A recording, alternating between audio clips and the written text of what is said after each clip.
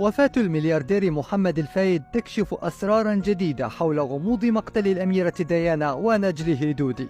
أحد مستشاريه يفجر مفاجأة.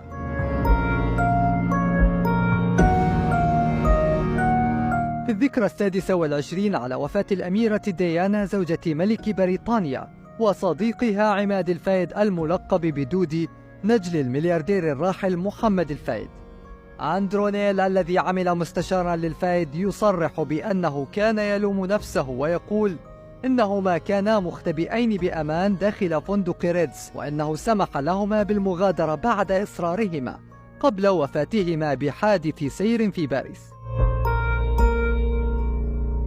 التحقيقات أشارت حينها إلى أن سائقهما استدعي للعمل رغم أنه ثمل، وهذا ما كان يعزز شكوك الفايد حول وفاتهما، وأن الأمير فيليب وابنه تشارلز